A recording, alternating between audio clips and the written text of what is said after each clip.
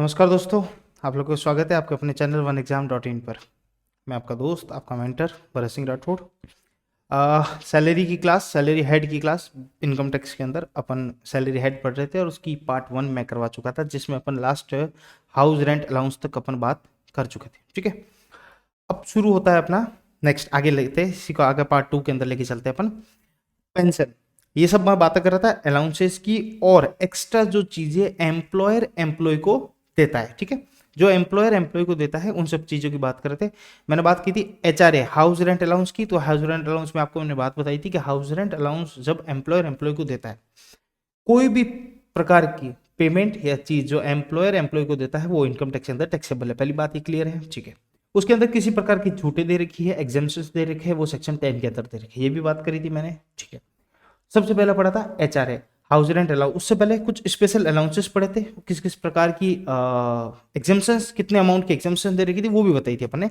और एचआरए भी पढ़ लिया था, हाउस रेंट अलाउंस भी पढ़ लिया था कि भाई इस प्रकार का अलाउंस देते हैं तो इस तरीके से कैलकुलेशन होगी और उसमें उसकी छूट होगी। तो मैंने बात करी थी मेट्रो सिटीज और अदर सिटीज के हिसाब से अलग अलग रेट्स है, एक्चुअल रिसिप्ट या फिर rent paid minus 10% of salary, और तीसरा अमाउंट क्या था 50% ऑफ सैलरी या फिर 40%, अदर सिटीज के लिए 40%। इन तीनों में से जो लीस्ट अमाउंट होगा वो क्या हो जाएगा, एग्जाम्पशन अमाउंट हो जाएगा।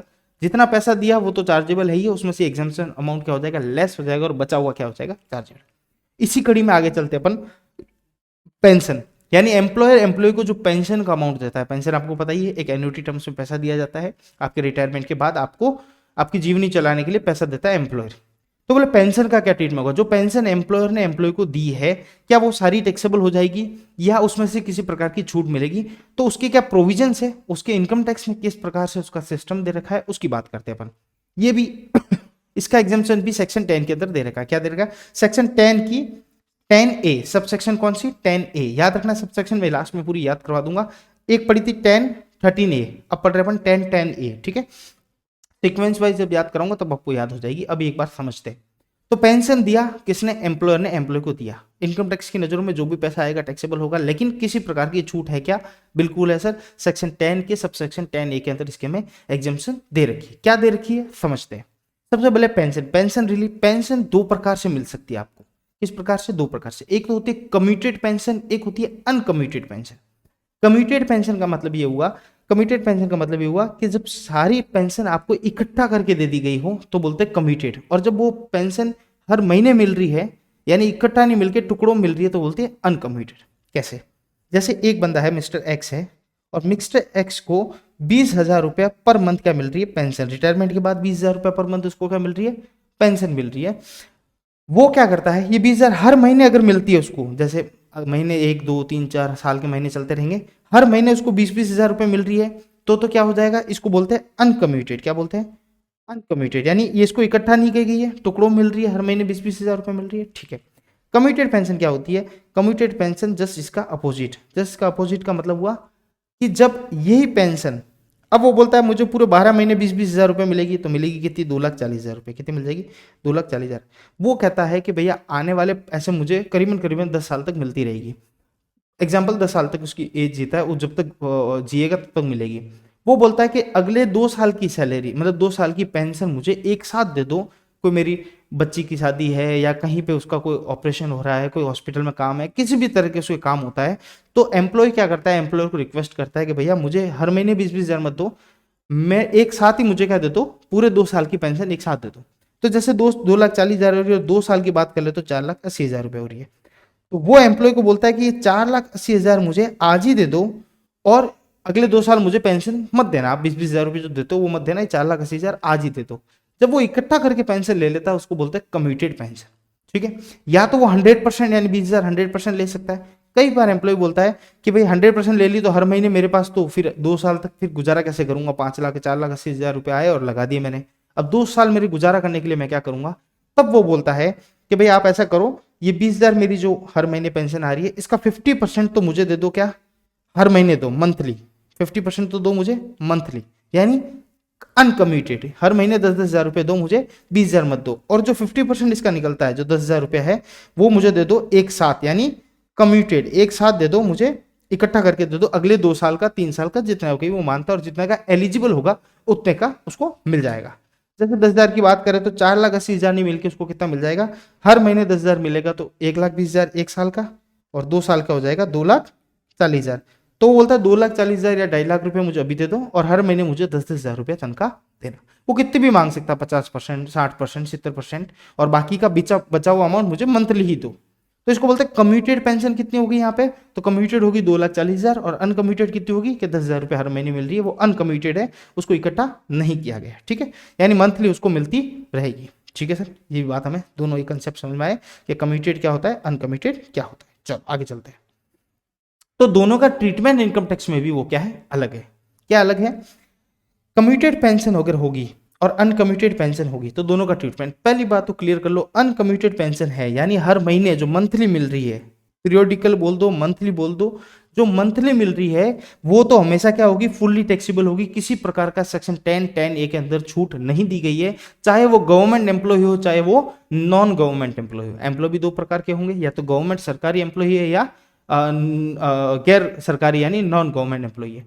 तो चाहे वो गवर्नमेंट हो या नॉन गवर्नमेंट हो और अनकम्यूटेड पेंशन है तो वो पेंशन उसको मतलब टोटली क्या हो जाएगी, टैक्सेबल होगी। नंबर 1 चीज, यानी हमेशा याद रखना अनकम्यूटेड पेंशन जो मंथली मिलती है, पीरियोडिकल मिलती है, वो हमेशा क्या होगी, टैक्सेबल, चाहे वो सरकारी हो या गैर सरकारी हो, गवर्नमेंट हो या नॉन गवर्नमेंट हो। नंबर 1 क्लियर, ठीक है। अब बात करते हैं कम्यूटेड पेंशन की। तो कम्यूटेड पेंशन में ट्रीटमेंट थोड़ा सा अलग है। वो बोलता है, इनकम टैक्स बोलता है, सेक्शन 10 बोलता है उसकी, कि अगर कम्यूटेड पेंशन कोई लेता है, इकट्ठा पेंशन कोई लेता है, और अगर वो गवर्नमेंट एम्प्लॉय है, वो सरकारी कर्मचारी है, गवर्नमेंट एम्प्लॉय है, तो वो फुल्ली एग्जम्प्ट होगी, उसके ऊपर हम किसी प्रकार का टैक्स नहीं मानेंगे, यानी वो टैक्सेबल इनकम नहीं मानेंगे और उसके ऊपर टैक्स हम नहीं लेंगे। यानी जो अभी अपने अपने केस में जो 2,40,000 इस बंदे ने लिया है वो पूरा पूरा क्या हो जाएगा, माफ हो जाएगा, उसको हम क्या बोलेंगे, फुल्ली एग्जम्प्ट मानेंगे। किसके लिए, कम्यूटेड पेंशन के लिए, और वो भी कौन, गवर्नमेंट एम्प्लॉय है तो। नंबर 1। नंबर 2, अगर नॉन गवर्नमेंट एम्प्लॉय है तो भैया दो बातें देखेंगे, क्या उसको ग्रेच्युटी रिसीव हो रही है, जो ग्रेच्युटी एक्ट है उसके अंदर ग्रेच्युटी उसको मिल रही है, पहली चीज ये पूछेंगे। यस अगर मिल रही है तो ट्रीटमेंट अलग है, और नो अगर इफ नॉट रिसीव, ग्रेच्युटी नहीं मिल रही है तो उसका ट्रीटमेंट अलग है। किसके लिए, अनकम्यूटेड पेंशन के लिए, और वो भी कौन, नॉन गवर्नमेंट एम्प्लॉय। तो दो ट्रीटमेंट, क्या वो ग्रेच्युटी एक्ट में कवर है यानी ग्रेच्युटी मिलेगी उसको, या वो ग्रेच्युटी एक्ट में कवर नहीं है यानी ग्रेच्युटी उसको नहीं मिल रही है। दो चीजें क्वेश्चन के अंदर सारी चीजें दे रखी होगी आपको। ग्रेच्युटी अगर रिसीव हो रहा है तो उसका ट्रीटमेंट करेंगे हम, जो अमाउंट उसका एग्जेम्प्ट करने जा रहे हैं वो कितना होगा, वो होगा 1/3 ऑफ FCP। ये FCP क्या है, FC का फुल फॉर्म होता है fully commuted pension, fully commuted pension, FCP। इस FCP का कितना, 1/3 तो हम क्या कर लेंगे, माफ कर लेंगे, इससे ऊपर दिया गया जितना भी है वो सारा टैक्सेबल कर लेंगे। ठीक है, और अगर ग्रेच्युटी नहीं मिलती है तो ये FCP का हम कितना कर लेंगे, 1/2, आधा क्या कर लेंगे, एग्जम्प्ट कर लेंगे, और आधा क्या कर लेंगे, टैक्सेबल करेंगे।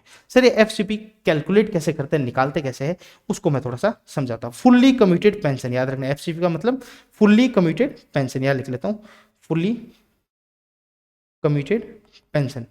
वो कैसे निकालते हैं उसको देखते हैं। फुल्ली कम्यूटेड पेंशन निकालते हैं, जैसे अपने एग्जांपल में 20,000 रुपये उसको पर महीने क्या मिल रही थी, पेंशन मिल रही थी, पर मंथ मिल रही थी 20,000 रुपये पर मंथ उसको मिल रही थी पेंशन। ठीक है, अब वो 50% यानी 10,000 रुपये तो क्या करता है, पर महीने के हिसाब से लेता है, लेकिन 10,000 रुपये बोलता है मुझे क्या कर दो साहब, ये 10,000 रुपये तो कर दो कम्यूटेड, इकट्ठा कर दो और मुझे दे दो, और ये कर दो अनकम्यूटेड। अनकम्यूटेड यानी हर महीने मुझे देना। जो अनकम्यूटेड है वो तो क्या हो जाएगी, फुल्ली टैक्सेबल, उसमें तो चाहे गवर्नमेंट हो नॉन गवर्नमेंट हो, ये अपने बात करी यहाँ पे, वो क्या हो जाएगी, अनटैक्स मतलब फुल्ली टैक्सेबल, कोई एग्जाम्प्ट नहीं है। अब कम्यूटेड है और गवर्नमेंट एम्प्लॉय है तो फुल्ली एग्जाम्प्ट हो जाएगी। अगर गवर्नमेंट एम्प्लॉय नहीं है तो क्या ट्रीटमेंट होगा, तो अपन इसका निकालेंगे, सबसे पहले निकालेंगे इसकी FCP। FCP कैसे निकालेंगे सर, FCP ऐसे निकालेंगे कि ये 10,000 है, ये 10,000 है, कितने का, ये 10,000 रुपया है। जैसे फॉर एग्जाम्पल वो ले लेता है, वो बोलता है 50% मैं ले रहा हूँ, कितना, ये 20,000 का 50% ले रहा हूँ मैं कम्यूटेड, यानी 10,000 रुपये हर महीने के हिसाब से कम्यूटेड, मतलब एक साथ इकट्ठा करके ले रहा है।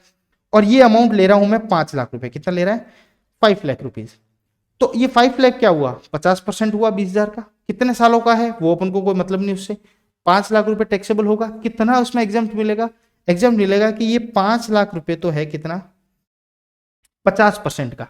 तो ये 100% का अगर होता यानी फुल्ली कम्यूटेड पेंशन होती, यानी 20,000 पूरा वो हर महीने नहीं लेकर एक साथ ले लेता, अभी तो उसने 50% ही लिया है, तो कितना होता, तो इसका अमाउंट आ जाएगा करीबन करीबन कितना है, 5 लाख है तो डबल हो जाएगा 10 लाख रुपए। इसको बोलते हैं हम एफसीपी। ये 10 लाख रुपए क्या है, एफसीपी है। 10 लाख रुपए क्या है, फुल्ली कम्यूटेड पेंशन है। तो उसमें एग्जाम्प्ट कितना देंगे, तो अपने बंदे को कितना मिला, अपने बंदे को मिला है सर, अपने बंदे को पैसा कितना मिला है, अपने बंदे को पैसा मिला है सर 5 लाख रुपए। 5 लाख रुपए एक बार तो फुल्ली टैक्सेबल है, लेस इसमें से क्या करेंगे एग्जाम्प्ट, इसमें अंडर सेक्शन 10(10)(a) के अंदर कितना एग्जाम्प्ट है, कितना उसको छूट मिलेगी। तो अपना है कि भाई क्या उसको ग्रेच्युटी मिल रही है या क्या उसको ग्रेच्युटी नहीं मिल रही। फॉर एग्जाम्पल उसको ग्रेच्युटी नहीं मिल रही, एक बार मिल रही, दोनों में से निकालना 1/3 1/2 है। अपन एग्जाम्पल करते हैं नहीं मिल रही। अगर उसको ग्रेच्युटी नहीं मिल रही है तो 1/2 किसका है, एफसीपी का। और इस 5 लाख का एफसीपी कितना निकलता है सर, ये जस्ट अपन ने कैलकुलेट किया कितना निकलता है 10 लाख रुपए। तो कितना हो जाएगा, इस 10 लाख का 1/2 यानी 1/2 इस 10 लाख का, तो वो कितना हो जाएगा 5 लाख रुपीज। कितना हो जाएगा 5 लाख, यानी 5 लाख रुपए यहां पे आ गया, 5 लाख पूरा आ गया और 5 लाख उसको मिला है। तो क्या टैक्सेबल अमाउंट कितना हो जाएगा इसका, तो टैक्सेबल अमाउंट हो जाएगा इसका 0। कितना हो जाएगा 0, कितना हो जाएगा 0। ये सर 60% होता तो इसका 60% होता तो अगर इस 5 लाख का, ये 5 लाख वो बोलता है कि मेरा ये 5 लाख रुपया 60% है, कितना है 60% है, तो अपन कैलकुलेट कैसे करते, तो अपन कैलकुलेट करते एफसीपी, ये 5 लाख डिवाइड बाई 60 का है तो 100 का कितना हो। तो कैलकुलेट कर लो इतना कितना क्या हो रहा है, कैसे करोगे इसको, ये 1 से गया, ये 1 और ये कितना गया 12 से गया, ऐसे करके जो भी अमाउंट निकलेगा देख लेना, राउंड फिगर कैलकुलेशन वाला मामला है। कैलकुलेट करके बताओ क्या, चलो अपन भी कर ही लेते हैं, पंकज सर यूज़ करते हैं, अपन भी कर लेते हैं। ये कितना हो गया 1 लाख इंटू 100 डिवाइड बाई कितना हो गया 12, तो ये करीबन कितना होता है 8,33,300, ये अमाउंट होता है। कितना होता है 8,33,300, ठीक है। अब इसका अपन को क्या करना है, ये हो गया एफसीपी आ गया 8,33,300 जो अभी क्या आया था 10 लाख आया था, और इसका करना है डिवाइड बाई 2, तो ये आ जाएगा करीबन करीबन 4,16,000, ये कुछ अमाउंट आता है, ठीक है 416667। तो अब जब यहां पे जब बात करेंगे अपन, यहां पे बात करेंगे कि भाई कितना होगा, तो यहां पे आएगा, यहां पे आ जाएगा 416667। तो बचा जो भी है ये कितना है 3333 जो भी हो जाएगा 83 समथिंग कुछ ऐसा हो जाएगा, ठीक है। कैलकुलेशन देख लेना, समझ रहे हो। तो ये अमाउंट जो होगा ना 83,333 ये टैक्सेबल हो जाएगा, और बाकी का क्या हो जाएगा एग्जाम्प्टर। जो अपने पहले एग्जांपल लिया था उसमें पूरा 5 लाख ही एग्जाम्प्ट हो रहा है, और दूसरे वाले एग्जांपल में जो 60% अगर इसको मानते हैं तो कितना 83,000 करीबन 80,000 रुपए क्या हो जाएगा टैक्सेबल हो जाएगा। तो इसे है पूरा सिस्टम पेंशन का। पेंशन को पहले 2 भागों में बांटेंगे, क्या वो कम्यूटेड है या अनकम्यूटेड है। अगर अनकम्यूटेड है तो चाहे गवर्नमेंट हो नॉन गवर्नमेंट हो पूरा ही टैक्सेबल हो जाएगा। अगर वो कम्यूटेड है तो उसमें 2 चीज देखेंगे, क्या वो गवर्नमेंट एम्प्लॉय है क्या नॉन गवर्नमेंट है। अगर गवर्नमेंट है तो फुल्ली टैक्सेबल, किसी प्रकार की फुल्ली एग्जाम्प्ट किसी प्रकार की टैक्सेबल नहीं है, फुल्ली एग्जाम्प्ट। और नॉन गवर्नमेंट है तो 2 चीजें पूछेंगे, क्या तुम्हें ग्रेच्युटी मिलती है, क्या ग्रेच्युटी एक्ट में तुम कवर हो या नहीं हो। अगर हो तो आपको कितना मिल जाएगा 1/3 एफसीपी का, एफसीपी निकालना बता ही दिया। और अगर नहीं हो तो 1/2 एफसीपी का, ठीक है। ये है पेंशन का कम्युनिकेशन। आई होप ये चीज आपको समझ में आएगी। ये इस तरीके से जो अमाउंट निकलेगा वो अमाउंट क्या हो जाएगा उसके अंदर एग्जाम्प्ट हो जाएगा, राइट। नंबर 1 पेंशन को पूरा किया अपन ने। दूसरी बात ग्रेच्युटी अगर मिलती है, ग्रेच्युटी क्या होता है मैंने आपको बताया था, जब वॉलंटरी पेमेंट दिया जाता है एप्रिसिएशन ऑफ सर्विस, किसी की सर्विस के एप्रिसिएशन के लिए एक ग्रेटिट्यूड में उसको ग्रेच्युटी दी जाती है। एम्प्लॉयर एम्प्लॉय को देता है ना, रिटायरमेंट के टाइम 10 लाख रुपए मिले 5 लाख रुपए, जैसे भी उसकी पोस्ट जैसी उसकी सर्विस उस अकॉर्डिंग उसको क्या दी जाती है ग्रेच्युटी दी जाती है, ठीक है। तो जब वो ग्रेच्युटी मिलेगी तो एम्प्लॉयर के द्वारा कुछ भी दिया गया एम्प्लॉय के लिए टैक्सेबल, तो ग्रेच्युटी भी टैक्सेबल होगी। तो उसका ट्रीटमेंट कैसे करेंगे, क्या उसमें कोई एग्जाम्पशन है, तो बिल्कुल सेक्शन 10(10) के अंदर, किसके अंदर सेक्शन 10 सबसेक्शन 10 के अंदर उसकी छूट दी गई है, एग्जाम्पशन दी गई है। क्या ट्रीटमेंट है उसको पढ़ते हैं। सबसे पहले देखेंगे क्या वो ग्रेच्युटी सर्विस के दौरान मिली है, रिसीव ड्यूरिंग द सर्विसेज, जब वो काम कर रहा है अभी रिटायरमेंट नहीं हुआ उससे पहले ही उसको ग्रेच्युटी दे दी गई है ये, या फिर हम देखेंगे कि ये रिसीव हुई है उसकी मृत्यु पर, डेथ पे, या फिर उसके रिटायरमेंट पे। 2 चीजें देखी जाएगी कि कब मिली ग्रेच्युटी। अगर ड्यूरिंग द सर्विस मिली है, अभी तक रिटायर नहीं हुआ है ना उसकी मृत्यु हुई है और सर्विस दे रहा है, उसी समय 5 लाख रुपए 6 लाख रुपए उसको क्या दे दिया 10 लाख रुपए ग्रेच्युटी के रूप में उसके अप्रिसिएशन के लिए सर्विस के लिए पैसा दे दिया, तो याद रखना फुल्ली टैक्सेबल होगा, चाहे वो गवर्नमेंट एम्प्लॉय हो चाहे नॉन गवर्नमेंट हो, वो फुल्ली इनकम टैक्स की नजर में टैक्सेबल होगा, किसी प्रकार की उसको छूट नहीं दी जाएगी। लेकिन अगर वही ड्यूरिंग द डेथ या आफ्टर डेथ या रिटायरमेंट के बाद दी गई है तो 2 चीज देखेंगे, क्या वो गवर्नमेंट एम्प्लॉय है या वो नॉन गवर्नमेंट एम्प्लॉय है। अगर गवर्नमेंट एम्प्लॉय है तो याद रखना फुल्ली एग्जेम्प्ट है। देखो गवर्नमेंट वालों को, सरकारियों को पूरा फायदा है। गवर्नमेंट एम्प्लॉय को आफ्टर रिटायरमेंट, आफ्टर डेथ मिलने वाली ग्रेचुटी पूरी की पूरी क्या होती है, एग्जेम्प्ट होती है, किसी प्रकार का टैक्स नहीं दिया था। और एग्जेम्पशन कौन देता है, सेक्शन 10 सबसेक्शन 10 देता है, ठीक है, सेक्शन 10 सबसेक्शन 10। और अगर नॉन गवर्नमेंट है तो भैया प्राइवेट वाले, तो तुम्हारे लिए कैलकुलेशन है। और तुम्हारी कैलकुलेशन क्या है, क्या तुम ग्रेचुटी एक्ट 1972 के अंदर कवर्ड हो या नहीं हो। फिर वो दो सवाल जो अपन पेंशन में पूछे थे वो सवाल वापस आपसे पूछे जाएंगे। क्या आप ग्रेचुटी एक्ट 1972 के अंदर कवर्ड हो, दूसरा क्या आप ग्रेचुटी एक्ट 1972 के अंदर कवर्ड नहीं हो। अगर कवर्ड हो तो आपका ट्रीटमेंट ऐसे होगा, और नहीं कवर्ड हो तो इस प्रकार होगा। कवर्ड होता है तो अपन देखते हैं क्या ट्रीटमेंट है। सबसे पहले सबसे ऊपर लिख दो लीस्ट ऑफ द फॉलोइंग, इनमें से जो सबसे कम अमाउंट होगा, वो एचआरए में बताया था मैंने आपको, list of the following amount क्या हो जाएगा, विल बी एग्जेम्प्ट। इनमें से जो कम अमाउंट होगा वो एग्जेम्प्ट होगा। और कम क्या होगा, कैसे, कौन सा अमाउंट में से देखेंगे। सबसे पहले तो एक्चुअल रिसिप्ट, जैसे फॉर एग्जाम्पल अपने बंदे को मिला 10 लाख रुपए, कितना मिल गया, या मान लो ग्रेचुटी का मिल गया 8 लाख रुपए, कितना मिल गया 8 लाख रुपए, या बड़ा अमाउंट ले लेते हैं अपन, उसको मिल गया 20 लाख रुपए ग्रेचुटी का, कितना मिल गया 20 लाख, तो लिमिट ही है, अपन कर लेते हैं 22 लाख रुपए, कितना मिल गया। एक तो ये अमाउंट कि एक्चुअल रिसिप्ट कितना हुआ, 22 लाख। दूसरा अमाउंट, इसकी एक लिमिट है, इससे ज्यादा ग्रेचुटी का अमाउंट एग्जेम्प्ट हो नहीं सकता, वो लिमिट कितनी है 20 लाख रुपए, कितनी है 20 लाख रुपए। सवाल कई बार कंपटीशन एग्जाम में और कहीं पे भी जहां इनकम टैक्स में सवाल आता है कि ग्रेचुटी की लिमिट कितनी है, जो कितनी है 20 लाख रुपीज, आपको हमेशा याद रखना है। 20 लाख से ज्यादा एग्जाम्पशन नहीं मिल सकता किसी भी केस में। तीसरी बात, इन तीनों में से कम कौन सा, तीसरा कैलकुलेशन है कि 15/26, ये याद रखना पड़ेगा, आधा महीना ले लिया एक तरीके से, संडे वनडे निकालते 4 दिन, तो 15/26 इंटू लास्ट ड्रॉन सैलरी, जो भी लास्ट महीने की जो सैलरी उसने उठाई थी वो सैलरी, इंटू राउंडेड ऑफ, क्या लिखा हुआ, राउंडेड ईयर ऑफ सर्विसेज।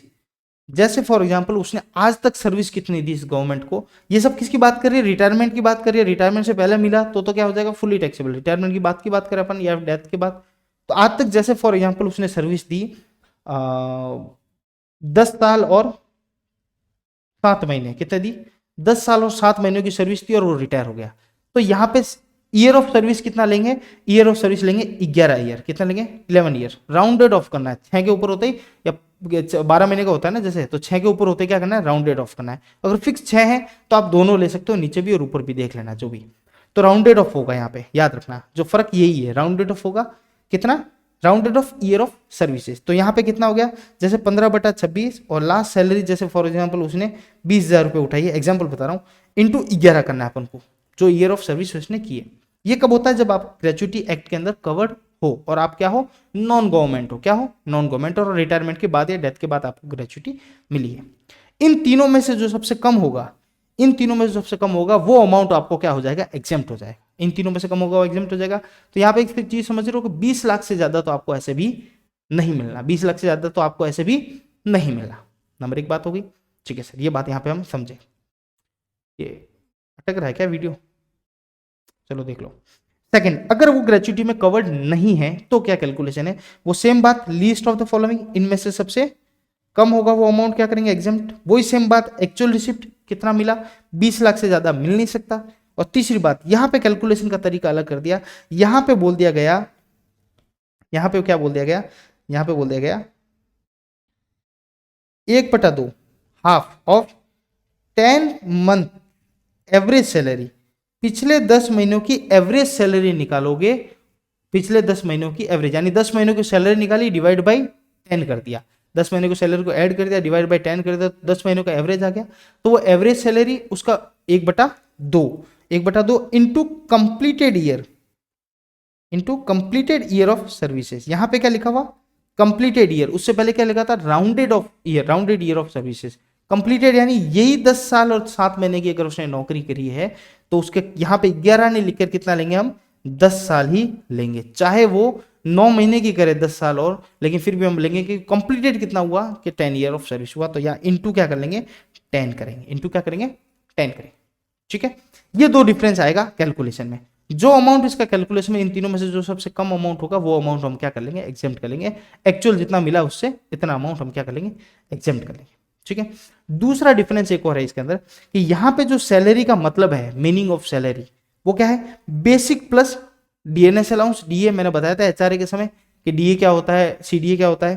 तो basic of DA, normal DA होता है, वो डीए इसके अंदर बेसिक के अंदर ऐड हो जाएगा, वही सैलरी लेंगे। इसके अलावा कोई चीज मिल रही है तो सैलरी के अंदर ऐड नहीं करेंगे। और दूसरी चीज क्या हो गई, दूसरी चीज ये हो गई कि basic plus CDA plus percentage commission. ये सेम कहां पे था, ये सेम सर एचआरए में था। कहां पे था, एचआरए के अंदर। नीचे देखो सैलरी का मतलब क्या था, बेसिक जो मिला है, सीडीए जो मिलेगा यानी कंडीशनल डीएनएस अलाउंस क्वेश्चन में दे रखा होगा, और परसेंटेज कमीशन ऑन टर्नओवर। ये भी बताया था मैंने, टर्नओवर पे कमीशन दिया जाता है कई बार, तो वो अमाउंट भी इसमें ऐड होगा। और जो सैलरी आएगी उस सैलरी का मतलब उन 10 महीनों की सैलरी को हम क्या करेंगे, डिवाइड करेंगे और एवरेज निकालेंगे। तो 10 मंथ एवरेज वहां से निकलेगा, सैलरी से मतलब से। ठीक है, तो यहां दोनों में सैलरी का मीनिंग डिफरेंस है एक चीज, और दूसरी चीज इनके कैलकुलेशन का तरीका अलग है। यहां पे 15/26 यानी 15 divide by 26 into last drawn salary into rounded off year of completed, sorry rounded year of services. और वहां पे अगर ग्रेचुइटी एक्ट में कवर नहीं है तो क्या है, 1/2 इंटू कितना है आपका लास्ट 10 मंथ की जो एवरेज सैलरी निकलती है, इंटू कर दो उसका कितना कंप्लीटेड ईयर ऑफ सर्विस, जो कि अपने एग्जाम्पल में 10 थी। राइट, तो ग्रेचुइटी का ये तरीका है। तो ग्रेचुइटी का तरीका वापस एक बार रिवाइज करें, ये मेरे ख्याल से दिक्कत कर रहा है। चलो इसको करते हैं जैसा भी है, ठीक है। देखते हैं इसको एक बार, वीडियो तो कंप्लीट करते हैं अपन। तो ग्रेचुइटी में दो चीज अपन ने समझी, अगर ड्यूरिंग द सर्विस मिल रहा है तो फुल्ली टैक्सेबल है, चाहे गवर्नमेंट है नॉन गवर्नमेंट है। और आफ्टर रिटायरमेंट या डेथ के बाद मिल रहा है, अगर गवर्नमेंट को मिल रहा है तो फुल्ली एग्जेम्प्ट, और नॉन गवर्नमेंट को मिल रहा है तो दो तरीके, दो सवाल, क्या ग्रेचुइटी एक्ट के अंदर कवर्ड हो क्या नहीं हो। अगर कवर्ड हो तो कैलकुलेशन का तरीका ये रहेगा, और नॉन कवर्ड हो तो कैलकुलेशन का तरीका ये रहेगा, जो भी मैंने डिस्कस किया। राइट, तो पेंशन पढ़ लिया आपने, ग्रेचुइटी पढ़ लिया, सेक्शन 10 पढ़ लिया। तीसरी बात आती है लीव एनकेशमेंट। लीव एनकेशमेंट किसमें दे रखा है, वो दे रखा है सेक्शन 10(10)(a) के अंदर दे रखा है। किसमें दे रखा है, 10(10)(a) के अंदर। एक बार इसको स्टॉप करता हूं जी। अब स्टार्ट करते हैं लीव एनकेशमेंट की बात। अपन लीव एनकेशमेंट में सेक्शन कौन सी है, सेक्शन 10(10)(a), 10(10)(a). किसमें बोल रखा है लीव एनकेशमेंट, 10(10)(a) के अंदर। ठीक है, तो लीव एनकेशमेंट जैसे अपन ने पेंशन पढ़ा, जैसे ग्रेचुइटी पढ़ा, अब अपन किसको पढ़ने जा रहे हैं, लीव एनकेशमेंट। ठीक है, चलो अब सही है, कोई तकलीफ नहीं है।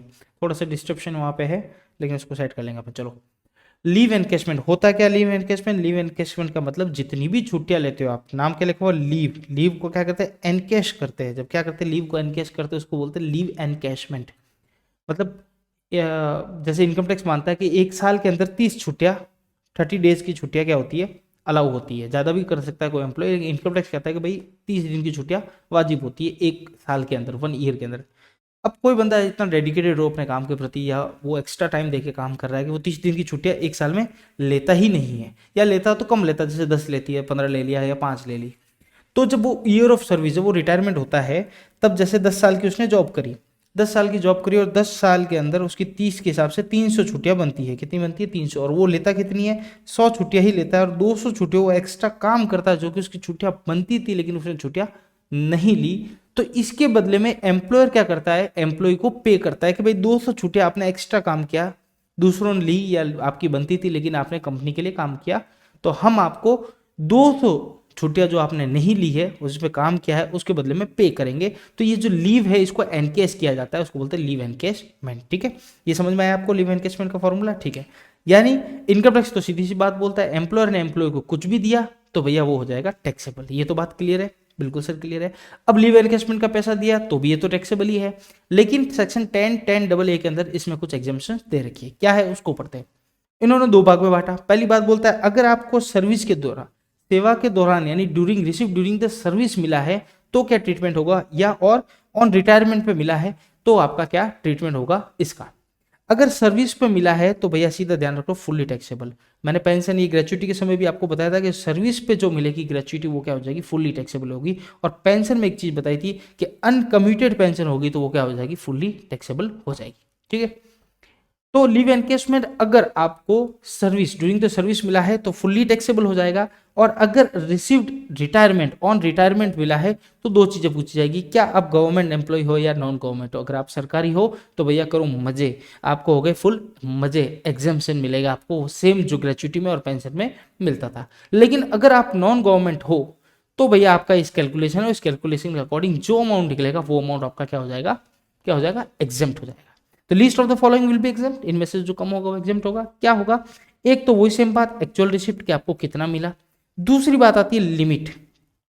लिमिट और कहाँ बढ़ी थी जल्दी से बताओ, ग्रेच्युटी के अंदर कितनी बढ़ी थी, 20 लाख। 20 लाख से ज़्यादा नहीं मिलेगा। यहाँ पे भी लिमिट कर दी और यहाँ पे लिमिट कर दी 3 लाख रुपए। 3 लाख रुपए से ज़्यादा लीव एनकेशमेंट का पैसा आपको नहीं मिल सकता, मतलब एग्जेम्पशन नहीं मिल सकता। इससे ज़्यादा होगा तो लो भले, कोई दिक्कत नहीं है, उस पर टैक्स दे दो ऊपर वाले पे, ठीक है।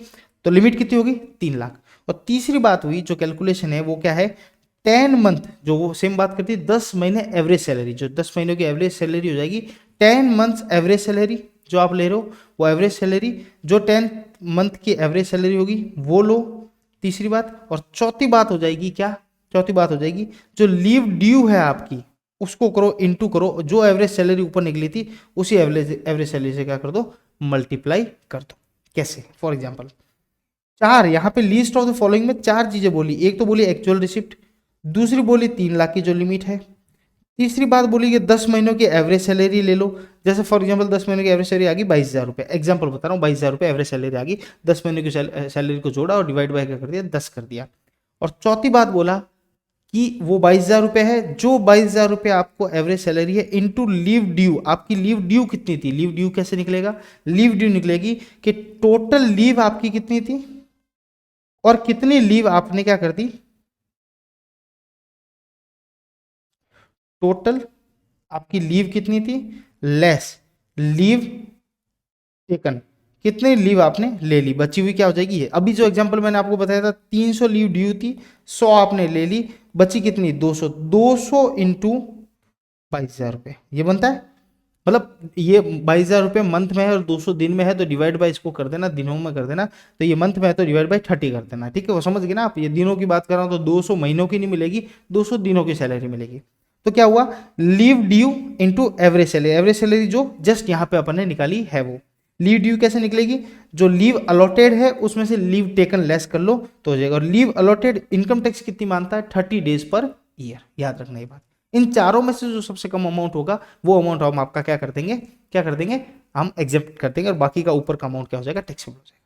सैलरी की बात आती है तो सैलरी का मतलब भी समझना जरूरी है। वो सेम सैलरी का मतलब है जो एचआरए में पढ़ा था और जो अपने ग्रेच्युटी के अंदर पढ़ा था। ग्रेच्युटी में भी किसमें, जिसमें ग्रेच्युटी एक्ट कवर नहीं होता उस वाली सेक्शन में, ठीक है। ये यहाँ पे ये वाला और ये वाला, ये सेम सैलरी की डेफिनेशन यहाँ पे है, basic plus CDA plus percentage commission on turnover. CDA मतलब कंडीशनल डीए, ओके। तो ये बात होगी लीव एनकेशमेंट को। वापस रिवाइज करते हैं, leave encashment section 10 sub section 10 AA के अंदर बोला हुआ है, कितना एग्जाम दिया हुआ है, अगर सर्विस के दौरान मिलती है तो फुली टैक्सेबल, अगर सर्विस के रिटायरमेंट के बाद मिलती है, अगर गवर्नमेंट एम्प्लॉय हो तो फुली एग्जेम्प्ट, अगर गवर्नमेंट नहीं हो तो इन चारों में से जो कम हो जाएगा वो अमाउंट क्या, एक्चुअल रिसिप्ट 3 लाख से ज्यादा नहीं, और 10 महीनों का एवरेज सैलरी जो भी हो जाएगा। और चौथा क्या था, जितना लीव ड्यू हो गया आपका, यानी 300 छुट्टियां थी, 100 ले लिए, 200 बाकी है, इनटू एवरेज सैलरी जो आपकी बनती है, जो जस्ट थर्ड पॉइंट में कैलकुलेट की है वही, ओके। ये हुआ लीव एनकेशमेंट की बारी। नेक्स्ट बात करते हैं प्रोविडेंट फंड, यानी एम्प्लॉयर ने एम्प्लॉय को दिया पीएफ का पैसा, प्रोविडेंट फंड। प्रोविडेंट फंड होता क्या है उसके बारे में थोड़ा सा समझ लेते हैं।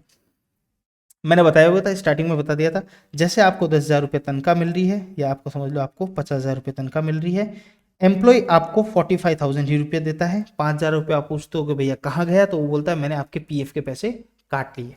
वो पीएफ के पैसे वो काट के क्या करता है, एक फंड होता है पीएफ का, उस पीएफ फंड के अंदर वो क्या कराता है, जमा कराता है। क्या 5,000 जमा करवाएगा, नहीं, 5,000 रुपये तो आपके काटे सैलरी में से वो, और 5,000 अपने खुद के जेब में से डाल के हर महीने आपके 10,000 रुपये जमा करवाएगा। क्या सर 10,000 फिक्स है, नहीं, हर सैलरी के हिसाब से अलग अलग परसेंटेज है कि इतना परसेंटेज काटता है हर सैलरी। किसी की 20,000 है तो कम कटेगा, 2,000 रुपये कटेगा, किसी 50,000 ज़्यादा कटेगा, किसी लाख रुपये सैलरी तो उसकी ज़्यादा कटेगा। और जितना भी वो काट के पीएफ में जमा करवाएगा उतना का उतना कॉन्ट्रीब्यूशन वो अपनी तरफ से भी डाल के जमा करवाएगा। क्या होता है इस पीएफ फंड के अंदर, इस पीएफ फंड के अंदर पूरे टाइम आपका पैसा जमा कराते हैं, उसके ऊपर मिलता है ब्याज, और जब आप पैसा निकालना चाहो तो आपके ये एक तरीके से इन्वेस्टमेंट सेविंग है आपकी। जब आपको अड़ी बड़ी में कभी काम आए तो आप ये पैसा निकाल सकते हो, और ये आपका काम इन्वेस्टमेंट करवाने के लिए सरकार की एक स्कीम होती है पीएफ फंड, जिसके लिए employ state provident fund, sorry employ provident fund act बना हुआ है, और उस ईपीएफओ जो employ provident fund organise office है उसके तहत ये पूरा सरकारी तंत्र है जिससे काम चलता है, ठीक है। तो कितना कटा, 5,000 रुपये। तो क्या हुआ, इसको बोलते हैं हम एम्प्लॉय कॉन्ट्रीब्यूशन। किसको बोलते हैं, जो एम्प्लॉय उसके जेब में से यहाँ 5,000 रुपये उसके काटे, तो एम्प्लॉय का खुद का कॉन्ट्रीब्यूशन, और जो 5,000 रुपये जो डाले एक्स्ट्रा वो उसको बोलते हैं एम्प्लॉयर कॉन्ट्रीब्यूशन, जो मालिक है वो अपनी तरफ से। इन दोनों पे जो ब्याज मिलता है उसको बोलते हैं इंटरेस्ट, राइट। इसमें तो कोई नहीं, ठीक है। तो 3 तरह की अमाउंट आ गई। और जब वो पैसा आप इकट्ठा में निकालते हो तब क्या टैक्सेबल होगा, क्या ट्रीटमेंट होगा, उसको भी अपन पढ़ते हुए चलते हैं, ठीक है। समझ में आ गया, पीएफ का कंसेप्ट समझ में आ गया, जी सर समझ में आ गया। अब आगे आप बताओ कि क्या सिस्टम है, ठीक है। देखो, पीएफ अपने इंडिया में 4 तरह के, एक तो होता है आरपीएफ जिसको बोलते हैं रिकॉग्नाइज्ड, क्या बोलते हैं, रिकॉग्नाइज्ड प्रोविडेंट फंड एक। दूसरा होता है अनरिकॉग्नाइज्ड, क्या होता है, अनरिकॉग्नाइज्ड प्रोविडेंट फंड, यूआरपीएफ लिख दिया अपन ने। तीसरा होता है एसपीएफ, स्टैच्यूरी प्रोविडेंट फंड, जो सरकारी होता है, स्टैच्यूरी सरकार का होता है। एक होता है public provident fund, public provident fund, इसको बोलते हैं पीपीएफ, ठीक है। क्या है, 4 तरीके के फंड है। रिकॉग्नाइज्ड, जो रजिस्टर्ड होता है उनको रिकॉग्नाइज बोलते हैं एकदम, जो ईपीएफओ में जो उसका एक्ट बना हुआ उसमें रजिस्टर होता है उसे रिकॉग्नाइज प्रोविडेंट फंड। दूसरा जो अनरिकॉग्नाइज, उसके अंदर रजिस्टर्ड नहीं है, ऐसे प्रोविडेंट फंड बनाया हुआ कंपनी खुद का या 4 कंपनियां मिलकर अपना एक फंड बनाती है। या फिर हो गया स्टैच्यूरी प्रोविडेंट फंड, जो सरकारी गवर्नमेंट का जो होता है वो तो बोलते हैं स्टैच्यूरी प्रोविडेंट फंड। और तीसरा होता है पीपीएफ, जो आम पब्लिक के लिए प्रोविडेंट फंड है, चाहे नौकरी नहीं भी कर रहा है वो भी इस फंड के अंदर पैसा जमा करवा सकता है, ठीक है। तो 4 तरह के फंड, आरपीएफ, यूआरपीएफ, एसपीएफ और पीपीएफ। चारों को ट्रीटमेंट अलग अलग होते हैं और इन किन किन अमाउंट का अलग होता है उसको भी मैं एक टेबल के रूप में आपको बताने की कोशिश कर रहा हूँ। सबसे पहले एम्प्लॉयर का कॉन्ट्रीब्यूशन, जो 5,000 रुपये एम्प्लॉयर ने खुद की जेब में से डाले थे मालिक ने, उसका कॉन्ट्रीब्यूशन देखते हैं। वो क्या बोलता है, अगर आरपीएफ में अगर आपने पैसा करवाया है, ठीक है, आरपीएफ में यानी रिकॉग्नाइज प्रोविडेंट फंड में कराया है, और जितना पैसा जो 5,000 रुपये है, जो एक्चुअल आपकी सैलरी कितनी थी कि सर 50,000 रुपये थी, और आपने कितना दिया कि मैंने 5,000 रुपये दिया, क्या ये 5,000 उस 50,000 का 50,000 का 12% से ज्यादा का अमाउंट है। जैसे 50,000 का 12% करते कितना हो जाता है, 5,000 तो 10% ही होता है, और 2% और करते तो 1,000 रुपये और ऐड करते हैं, 6,000 रुपये होता है 12%। उस 50,000 किसी की सैलरी है तो उसका 12% होता है 6,000 रुपये। तो आरपीएफ में इनकम टैक्स में बोला कि आरपीएफ में रूल है, एम्प्लॉयर अगर कंट्रीब्यूशन करता है, कौन, मालिक अगर कंट्रीब्यूशन करता है उसका, जो 5,000 की अपन बात कर रहे हैं, क्या वो 5,000 उसकी सैलरी का 12% से एक्सेस है क्या। अगर उसकी सैलरी से 12% का एक्सेस होता है तो जितना भी एक्सेस होगा वो टैक्सेबल होगा। 12% तो हम आपको क्या देते, एग्जाम देते, छूट देते। रिकॉग्नाइज में कराया, अच्छा काम कर रहे हो आप, कोई दिक्कत नहीं, आप सैलरी उसको ज्यादा दे रहे हो एम्प्लॉय को कोई बात नहीं, दो, हम आपको यहाँ पे क्या करते हैं, एग्जाम्पशन देते हैं। तो एक लिमिट डाल दी कि 12% से ऊपर अगर सैलरी का डाला है तो क्या हो जाएगा, टैक्सेबल हो जाएगा आरपीएफ में। किसका, एम्प्लॉयर कॉन्ट्रीब्यूशन की बात करो, पहले 5,000 की बात कर रहे हैं। दूसरा 5,000 क्या होता है, एम्प्लॉय खुद भी तो देगा, एम्प्लॉय खुद भी तो देगा। अब खुद अपनी सैलरी में से, उसकी 50,000 की सैलरी में से अपने 5,000 निकाल के जमा करवा दिए, तो 50,000 की सैलरी ऑलरेडी उसकी टैक्सेबल है, और वो 5,000 रुपये लेके वो जमा करवा रहे हो अपन, उसके ही पैसे निकाल के जमा कर रहे हो, तो उसका तो इन्वेस्टमेंट हुआ, तो उसको तो टैक्सेबल होने का कोई सवाल होता ही नहीं। लेकिन टैक्सेबल तो होगा ही नहीं, लेकिन क्या आप उस पर एक्स्ट्रा कोई डिडक्शन दे रहे हो, तो इनकम टैक्स बोलती है बिल्कुल, हम इस पे जो 5,000 रुपये उसके कट के जमा हुए हैं, हम उस पर एटीसी के अंदर क्या दे रहे हैं, डिडक्शन दे रहे हैं। क्या दे रहे हैं, एटीसी के अंदर क्या रहे हैं, डिडक्शन। एटीसी डिडक्शन चैप्टर पढ़ाऊंगा 6A का, उसमें एटीसी सेक्शन है, उसके अंदर डिडक्शन दिया जाता है, सारी इनकम कैलकुलेट हो जाएगी, यानी salary, house property, business, other source capital. फिर उसके अंदर से आपको छूट दिया जाएगा अगर आप कहीं इन्वेस्टमेंट करते हो। जो कहीं इन्वेस्टमेंट करते हो उसमें एक नाम ये भी है कि आपने पीएफ में इतना पैसा इन्वेस्टमेंट किया, 5,000 रुपये हर महीने, साल का 60,000, तो 60,000 हम आपको वहाँ पे छूट दे देंगे आपको। तो हम वहाँ पे क्या देंगे आपको, इस 5,000 की क्या देंगे, छूट देंगे। अब ये जो इंटरेस्ट मिलेगा, जो एम्प्लॉयर के 5,000 का इंटरेस्ट मिलेगा, भाई दोनों को 5-5 10,000 रुपये जमा करवाए, 10,000 रुपये इंटरेस्ट मिलेगा, तो उसके 5,000 का इंटरेस्ट जो एम्प्लॉयर ने करवाया आपके, और एक 5,000 रुपये आपने डाले उसका भी तो इंटरेस्ट। तो क्या एम्प्लॉयर का, जो एम्प्लॉयर ने 5,000 रुपये इंटरेस्ट करवाया, ये सब मैं आरपीएफ की बात कर रहा हूँ, रिकॉग्नाइज प्रोविडेंट फंड की बात कर रहा हूँ, दूसरों की बात अपन बाद में करेंगे कि उनका ट्रीटमेंट कैसा होगा। रिकॉग्नाइज प्रोविडेंट फंड, वो प्रोविडेंट फंड जो एम्प्लॉय प्रोविडेंट फंड एक्ट के अंदर रजिस्टर्ड है, ठीक है, रिकॉग्नाइज्ड है। अगर एम्प्लॉयर 5,000 रुपये जो आपके काट के जमा कराए और उस पर मिलने वाला ब्याज अगर 9.5% से ज्यादा है पर एनम कितना, 9.5% से ज्यादा है, तो जितना ज्यादा है उतना टैक्सेबल कर लेंगे। 9.5 तक हम क्या करते हैं, एग्जाम करते हैं, छूट देते हैं आपको, यानी 9.5 से ज्यादा होगा तो टैक्सेबल कर देंगे। फॉर एग्जाम्पल पूरे साल के अंदर ब्याज मिला उसको 1 लाख रुपए उसने जमा करवाया और 1 लाख पे ब्याज मिला कितना, 10,000 रुपये। कितना मिल गया, 10,000 रुपये। ठीक है, 1 लाख का 10% कितना होता है, सिंपल सी बात समझाने के लिए एग्जाम्पल दे रहा हूँ, 10,000 रुपये होते हैं। तो 9.5 तक तो हम छूट दे देंगे, यानी 9,500 रुपये तो क्या कर देंगे, हम एग्जाम्प्ट कर देंगे। लेकिन ये जो 500 रुपये एक्स्ट्रा आपको ब्याज मिला है, ये हम इनकम टैक्स में टैक्सेबल कर लेंगे। तो कितना, जितना एक्स्ट्रा 9.5 से ऊपर वो टैक्सेबल। सेम बात है, सैलरी कितना बोला कि 12% से ज्यादा नहीं देनी है, उस दो बोले आपकी इच्छा, लेकिन टैक्सेबल करेंगे। और उसके ऊपर मिलने वाला ब्याज 9.5%। ये सब किसकी बात कर रहा हूँ, रिकॉग्नाइज प्रोविडेंट फंड की बात कर रहा हूँ। जो एम्प्लॉय, जो खुद का पैसा जिस पे हमने डिडक्शन दिया उसको एटीसी के अंदर, भाई तुमने इन्वेस्टमेंट किया, अच्छा काम किया, हम तुम्हें प्रोत्साहन करते हैं, उस पे मिलेगा ब्याज। तो सर क्या करोगे आप, उस पे मिलेगा तो उस पे अगर ब्याज मिला है एम्प्लॉय के कंट्रीब्यूशन पे, तो ये अपने 9:30 ये थोड़ा ये गलत लिख दिया यहाँ पे। देखो, अगर interest on employ contribution, employer contribution में तो मैंने कह दिया कि 9.5 से ऊपर होगा तो क्या करेंगे हम, टैक्सेबल कर लेंगे। एम्प्लॉय का कंट्रीब्यूशन है तो ये यहाँ पे एक नया जो प्रोविजन है उसके अकॉर्डिंग इसमें मैंने लिख दिया था, कोई बात नहीं, वो मैं आगे जाके आपको समझाऊंगा। अभी के लिए आप ये समझो कि क्या हो जाएगा, टोटली इसको काट दो, टोटली क्या हो जाएगा, एग्जाम्प्ट हो जाएगा। अब उसने एक तो बेचारे ने कंट्रीब्यूशन किया, उस कंट्रीब्यूशन पे आप डिडक्शन दे रहे हो, उस पर मिलने वाला ब्याज क्या करेंगे, वो ब्याज भी आपको छूट दे देंगे, हम पूरी पूरी क्या दे देंगे, छूट दे देंगे। ठीक है, इसके ऊपर नया प्रोविजन ऐड किया है कि भाई 2.5 लाख से ऊपर इनकम हो तो 5 लाख तक की छूट होगी। मैं आपको बता दूंगा आगे जाके, जब मैं इसको जब स्लैब बताऊंगा तब इसका पॉइंट मैं आपको समझाऊंगा। अभी के लिए आप समझो क्या होता है, वो एग्जेम्प्ट होता है।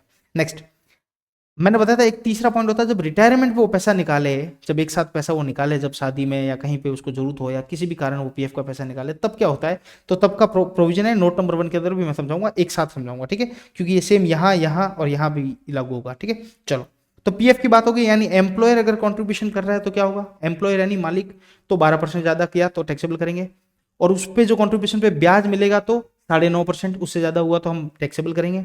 एम्प्लॉय खुद कर रहा है तो टैक्स लगाने की तो बात नहीं, लेकिन डिडक्शन हम एटीसी के अंदर आपको डिडक्शन भी देंगे। ये सब किसमें किया, अगर आपने आरपीएफ में किया तो ये इसका ट्रीटमेंट है। अगर ये सारी बात आपने किसमें की है, नेक्स्ट लेवल पे बात करते हैं अपन किसमें की है, यूआरपीएफ में की है, तो हम क्या करेंगे, यूआरपीएफ में की है तो हम क्या करेंगे, यूआरपीएफ में की है यानी अनरिकॉग्नाइज प्रोविडेंट फंड में की है, तो भैया अगर एम्प्लॉयर का कॉन्ट्रीब्यूशन है तो नॉट टैक्सेबल। एक तो अनरिकॉग्नाइज, पहली बात तो अनरिकॉग्नाइज, अनरजिस्टर्ड, अनरजिस्टर्ड तो बोले हम टैक्सेबल करेंगे नहीं, कि तो यार मजा हो गया, एक तो रजिस्टर्ड नहीं और ऊपर से फायदा इनकम टैक्स में ज्यादा, आगे जाके इसको नुकसान होगा देखना। यहाँ पे नॉन टैक्सेबल, एम्प्लॉय ने कंट्रीब्यूशन किया, उसका क्या डिडक्शन मिलेगा, नहीं मिलेगा, भाई रजिस्टर्ड ही नहीं है तो मिलेगा क्यों, नहीं मिलेगा, हम ये भी नहीं देंगे आपको।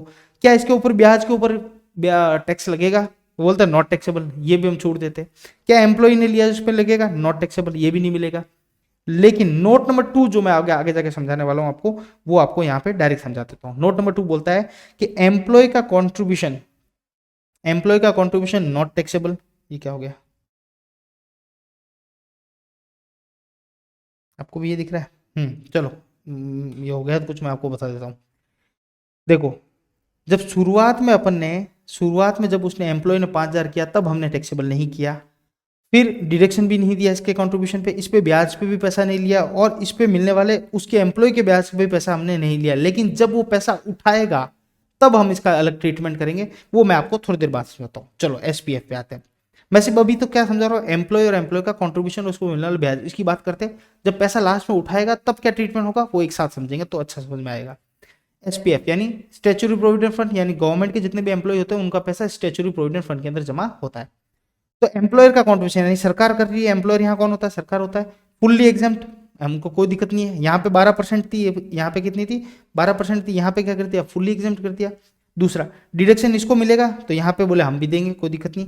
क्या इस पे 9.5% जो आपने रेट लगाई थी, लिमिट लगाई थी, क्या यहाँ पे एसपीएफ में है, बिल्कुल नहीं है, फुल्ली एग्जाम्प्ट है, इसमें भी कोई लिमिट नहीं है। तीसरी बात, क्या इंटरेस्ट और एम्प्लॉय फंड पे, यहाँ पे मैंने बोला था एग्जाम्प्ट है, फुल्ली एग्जाम्प्ट है, तो यहाँ पे भी क्या लिख दिया, exempt up to certain limit of contribution, वो सेम यहाँ पे लगता है, लागू होता है, जो मैंने आपको बोला स्लैब में बताऊंगा, तो आप समझो ये भी क्या है, एग्जाम्प्ट है। और तीसरी बात, जो पैसा विड्रॉल पे मिला उसको, जब पैसा एक साथ उठाता है गवर्नमेंट एम्प्लॉय प्रोविडेंट फंड का, एम्प्लॉयर ने उसके लिए पैसा लगाया, फुल्ली एग्जाम्प्ट, कोई टैक्सेबल नहीं, वो खुद लगाता है, डिडक्शन मिलेगा, दोनों पे मिलने वाला ब्याज फुल्ली एग्जाम्प्ट है, लेकिन और पैसा जब उठाएगा तब भी क्या है, फुल्ली एग्जाम्प्ट है, क्योंकि वो कौन है, स्टैच्यूटरी प्रोविडेंट फंड है, गवर्नमेंट एम्प्लॉय के लिए जो बनाया गया है। तो गवर्नमेंट एम्प्लॉय को तो हमेशा फायदा मिला है, तो यहाँ पे भी इस फंड में भी पैसा डालोगे तो फुल छूट मिलेगी। क्या नॉन गवर्नमेंट एम्प्लॉय एसपीएफ में डाल सकता है, नहीं डाल सकता, उसको डालना पड़ेगा या तो रिकॉग्नाइज में या अनरिकॉग्नाइज के अंदर डालना पड़ेगा। लास्ट पीएफ फंड कौन सा? पब्लिक प्रोविडेंट फंड, जो आम पब्लिक के लिए है। क्या एम्प्लॉयर का कंट्रीब्यूशन पब्लिक फंड के लिए कितना होगा? होगा क्या? नहीं होता है। यहाँ पे एम्प्लॉयर एम्प्लॉय का रिलेशन होता ही नहीं है। पब्लिक के लिए पोस्ट ऑफिस के अंदर पीपीएफ अकाउंट खुलता है। आप मैं अगर अपन एम्प्लॉय नहीं है, सेल्फ सेल्फ एम्प्लॉय यानी बिजनेसमैन है, तो हम भी जाके क्या करा सकते हैं, अपना पैसा पीपीएफ की डायरी होती है, पोस्ट ऑफिस में अकाउंट खुलता है और वहां पे जाके हर महीने 1000 रुपये, 1500 रुपये, 2000 रुपये, जितनी आपकी क्षमता, आप वहां पे जाके जमा करा सकते हो। क्या उसके लिए एम्प्लॉयर एम्प्लॉय होना जरूरी है? क्या उसमें वो काट के सैलरी में से फिर अपना जोड़ के जमा करवाएगा? क्या ऐसा सिस्टम उसमें है ही नहीं। वो तो एक पब्लिक प्रोविडेंट फंड है। तो एम्प्लॉयर का कॉन्ट्रीब्यूशन तो यहाँ पे नॉट एप्लीकेबल, सिस्टम ही नहीं है। एम्प्लॉयर यानी मैं बात कर रहा हूँ अपने इंडिविजुअल की, इंडिविजुअल अगर जमा करवाए तो एटीसी में डिडक्शन मिलेगा। सरकार बोलती है प्रोत्साहन करती है इन्वेस्टमेंट का, तो बोले यहाँ पे भी आपको डिडक्शन मिलेगा। क्या एम्प्लॉयर से मिलने वाला ब्याज, तो एम्प्लॉयर का जब कंट्रीब्यूशन नहीं है तो उसमें मिलने वाला ब्याज क्या है? नॉट एप्लीकेबल, यहाँ पे एप्लीकेबल ही नहीं। यहाँ पे सिर्फ खुद पैसा डालो, जो पैसा आप डालोगे उसकी आपको डिडक्शन मिलेगा और उस पैसों पे मिलने वाला ब्याज वो भी क्या हो जाएगा? फुल्ली एग्जेम्प्ट हो जाएगा। और जब पैसा एक साथ जब उठाओगे, जब जरूरत होगा उस पीपीएफ अकाउंट में से, वो भी क्या हो जाएगा? वो भी फुल्ली एग्जेम्प्ट हो जाएगा। फुल्ली एग्जाम जब पैसा उठाएंगे अपन, दो केस में देखा अपन ने, एसपीएफ गवर्नमेंट वाले में और पीपीएफ पब्लिक प्रोविडेंट फंड के अंदर अपन देखा। ठीक है जी सर। अब बात करते हैं आरपीएफ और यूआरपीएफ की। जब पैसा वो एक साथ लास्ट में निकालता है या बीच में जब भी निकालता है, तब उसका टैक्स ट्रीटमेंट क्या होती है, उसको समझते हैं नोट नंबर 1 से। देखो ये बात कर रहे हैं अपन किसकी? ये बात कर रहे हैं हम आरपीएफ की। किसकी बात कर रहे हैं? नोट नंबर 1 के अंदर आरपीएफ। यहाँ पे लिखा मैंने नोट नंबर 1। ठीक है, ये पीपीटी आपको मिल जाएगी अपने ऐप के अंदर। ठीक है, नोट नंबर, उसके साथ नोट्स भी है, उसमें डिटेल में सारी चीजें भी लिखी हुई मेरी है। नोट नंबर 1, आरपीएफ में जब पैसा निकालता है लास्ट टाइम में, एक तो बात समझो आपके फुल्ली एग्जाम्प्ट होता है। वो क्या होता है? फुल्ली एग्जाम्प्ट, किसी प्रकार का टैक्स नहीं होता। लेकिन एक छोटी सी कंडीशन है, उस कंडीशन को समझ लो। अगर वो कंडीशन फुलफिल नहीं होती है तो आपको टैक्स लगेगा वो पैसा निकाला जो, अन्यथा वो हमेशा क्या रहता है? फुल्ली एग्जाम्प्ट होता है। रिकॉग्नाइज के अंदर ये फायदा दे रखा है सरकार ने। क्या? has the employee rendered continuously the service of at least 5 year within the employee?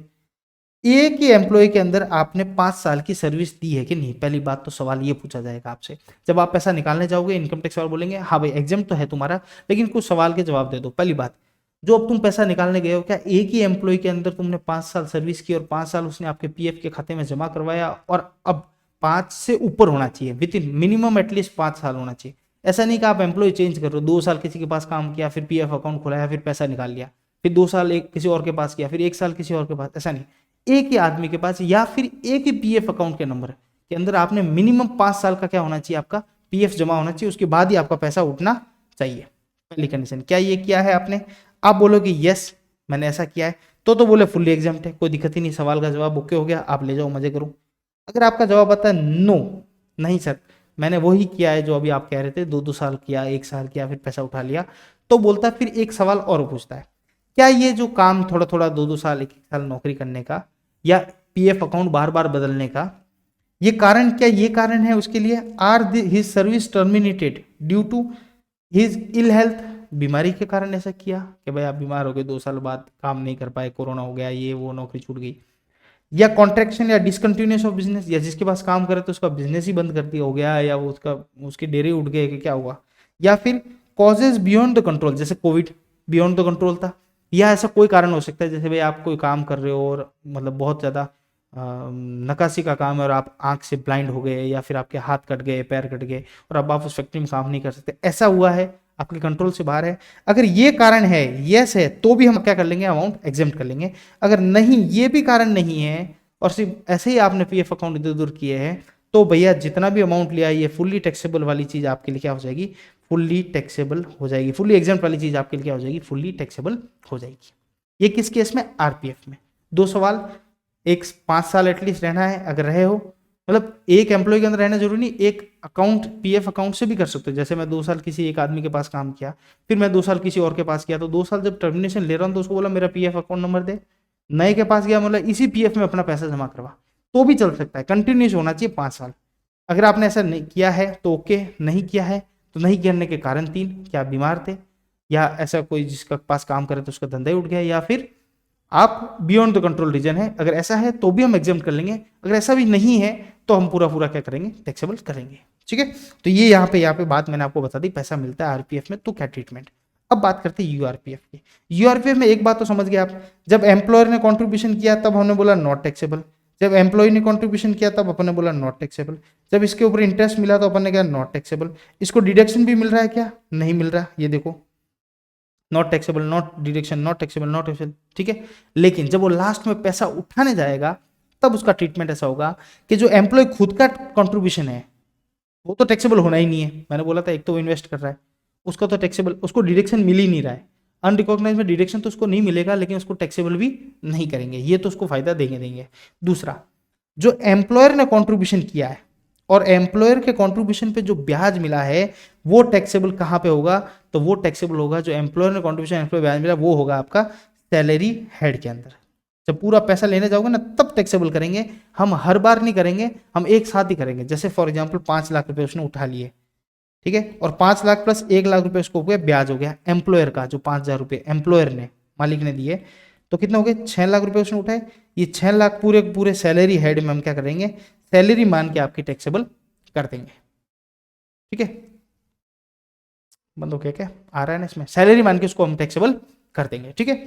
दूसरी बात, जो खुद का, जो उसने खुद कंट्रीब्यूशन किया था उस पे मिलने वाले ब्याज का क्या करेंगे सर? उस पे मिलने वाले ब्याज को हम कर देंगे इनकम फ्रॉम अदर सोर्सेज, जो मैं आगे पढ़ाऊंगा आपको, इनकम फ्रॉम अदर सोर्सेज, उस हेड के अंदर हम जाके क्या टैक्सेबल कर लेंगे। यानी जब पैसा निकालने जाओगे तब जो एम्प्लॉयर ने कंट्रीब्यूशन किया उस पर मिलने वाले ब्याज को तो हम सैलरी मान लेंगे, और जो आपने कंट्रीब्यूशन किया उसको टैक्सेबल तो नहीं करेंगे, लेकिन उस पर मिलने वाला ब्याज जो है उसको हम क्या मान लेंगे? आपकी अदर सोर्स की इनकम मान लेंगे, अदर सोर्स की इनकम मान लेंगे। यानी पहले तो ये बच गया, लेकिन बाद में ये जब पैसा लेने गया पूरा तब इसको क्या, ये मर गया, क्योंकि ये क्या था? ये यूआरपीएफ था, अनरिकॉग्नाइज था। तो पैसा जमा करवाना तो किस में कराना? आरपीएफ में करवाना, और यूआरपीएफ में नहीं करवाना, और गवर्नमेंट है तो एसपीएफ में करवाएगा। और आम आदमी, जैसे आप एम्प्लॉयर एम्प्लॉय नहीं हो तो अपन जाके कहाँ करवा सकते हैं? पीपीएफ में पैसा जमा करवा सकते हैं। ओके, यहाँ तक बात करी मैंने किसकी? पीएफ की। तो पेंशन पढ़ लिया, ग्रेचुइटी पढ़ ली, लीव इनकेसमेंट पढ़ लिया, और अपन ने और क्या पढ़ा? पीएफ पढ़ लिया, ठीक है। ये सारी चीजें अपन ने आज की क्लास में पढ़ ली, ठीक है। अब एक छोटी सी बात है, परक्यूजिट जो है एक चैप्टर अलग से छोटा सा पार्ट ले लूंगा, 10-15 मिनट की क्लास अलग से ले लूंगा। अभी मेरे एक 2 डायरेक्शन और है, उनको भी बढ़ा देता हूँ, या 2 फायदे और है सेक्शन 10 के। एक सेक्शन 10(10)(b) के अंदर दे रखा है रिट्रेचमेंट कंपेंसेशन। रिट्रेचमेंट कंपेंसेशन ये होता है कि जब पढ़ते हैं इसकी definition, compensation on account of termination and due to modification in terms and condition of employment will be taxable as profit in lieu of salary. जब मैंने सैलरी की डेफिनेशन पढ़ाई थी, जब मैंने चार्जिंग सेक्शन पढ़ा था उसमें सैलरी की डेफिनेशन पढ़ाई थी सेक्शन 17(1) में, वहां बताया था सैलरी या सैलरी से अलावा सैलरी की जगह मिलने वाला कोई भी profit in lieu of salary, उसके अंदर आता है रिट्रेचमेंट कंपेंसेशन। रिट्रेचमेंट कंपेंसेशन होता क्या है? जब आपको रिट्रेच किया जाता है, यानी आपको निकाला जाता है, छटनी की जाती है। जब आपको एम्प्लॉय, आपने सुना होगा ना, इसको एम्प्लॉय को निकाला, उसको निकाला, जब छटनी की जाती है तब आपको एक अमाउंट में कंपेंसेट किया जाता है, क्षतिपूर्ति की जाती है कि हम आपको एकदम से निकाल रहे हैं। या फिर आपको सैलरी जो 50,000 है वो मैंने कर दिया, अब से आपकी सैलरी 30,000 रुपया, तो आपने बोला यार एकदम से आपने मॉडिफिकेशन कर दिया टर्म्स ऑफ कंडीशन में हमारी एम्प्लॉयमेंट की, तो बोले इस मॉडिफिकेशन करने के बदले में मैं आपको एक 3 लाख रुपए और देता हूं कंपेंसेशन करने के लिए। भाई अब कर तो है, जो हमने कर तो दिया करना ही पड़ेगा हमें, और उसमें आप हमसे लड़ नहीं सकते हैं। प्राइवेट में तो ऐसे भी नहीं कर सकते, गवर्नमेंट में भी नहीं कर सकते। तो जो हमने किया उसके बदले में हम आपको क्या देते हैं? कंपेंसेशन, ताकि आप हमारे खिलाफ बाद में कभी आवाज ना उठाओ और ओके होगा मामला। तो ऐसे रिट्रेचमेंट कंपेंसेशन दिया जाता है एम्प्लॉयर द्वारा एम्प्लॉय को। पहली बात, एम्प्लॉयर कोई भी एम्प्लॉय को देगा, कुछ भी चीज देगा वो टैक्सेबल होगा। लेकिन सेक्शन 10(10)(b) के अंदर इसका भी एग्जम्पशन दे रखा है कि इस प्रकार का अगर अमाउंट मिलता है तो हम इतना अमाउंट आपको छूट दे देंगे। कितना? Least of the following will be exempt. Same बात, कितना? एक तो एक्चुअल रिसिप्ट, यह लिख लेता हूँ जितना मिला। दूसरा, लिमिट 5 लाख रुपए, 5 लाख से ज्यादा एग्जाम्पशन नहीं दे सकते, इससे ऊपर पैसा दिया, 2 भले हमें कोई तकलीफ नहीं है, ऊपर टैक्सेबल कर लेंगे, 5 लाख से ज्यादा नहीं है।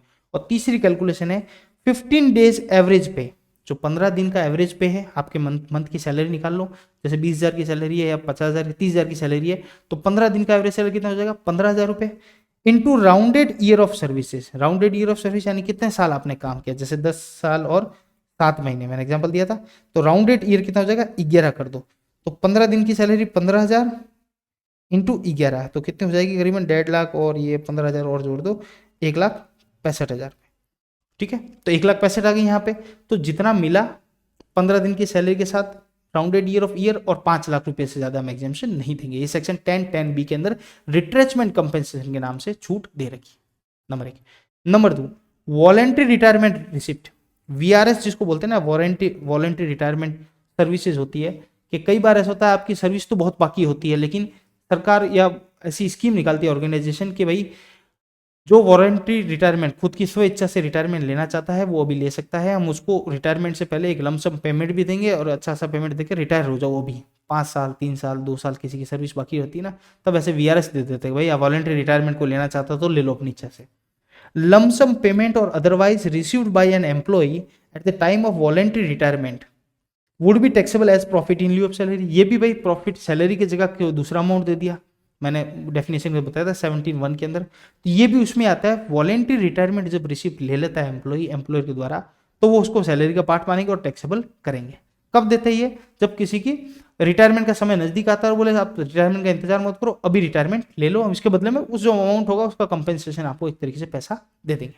ओके, कितना अमाउंट इसमें एग्जाम्प्ट करेंगे, जितना मिला उसमें से कितना लेस करेंगे, वही list of the following amount will be exempt, क्या एक्चुअल रिसिप्ट, यहां पे भी लिमिट कितनी कर दी 5 लाख, 5 लाख रुपए से ज्यादा हम एग्जाम्शन नहीं देंगे। और तीसरा 3 महीने की सैलरी, जो लास्ट 3 मंथ की सैलरी होगी वो 3 महीने की salary into completed year of services, same बात, ये 10 साल और 7 महीने होंगे तो कितना होगा, कंप्लीटेड ईयर कितना हो जाएगा, 10 ईयर्स ही लेंगे हम, 7 मंथ को इग्नोर करेंगे, तो कंप्लीटेड ईयर ऑफ सैलरी के साथ इंटू 10 मंथ की जो सैलरी, 3 मंथ की जो एवरेज सैलरी, यहाँ पे क्या लिखना है एवरेज, 3 महीने की जो एवरेज सैलरी होगी, 3 महीने की सैलरी लास्ट 3 महीने की ऐड करो, डिवाइड बाई 3 करो, एवरेज सैलरी निकल जाएगी, इनटू कर दो कंप्लीटेड ईयर, तो यहाँ कितना अपना एग्जांपल पे कितना है 10 साल, वो जो अमाउंट निकलेगा वो। और चौथा क्या बोला, लास्ट ड्रॉन सैलरी, जस्ट पिछले महीने की जो सैलरी थी into remaining month of service left, जैसे फॉर एग्जांपल किसी को भाई 2 साल की सर्विस लेफ्ट है तो रिमेनिंग मंथ कितने हो गए, 24 महीने हो गए,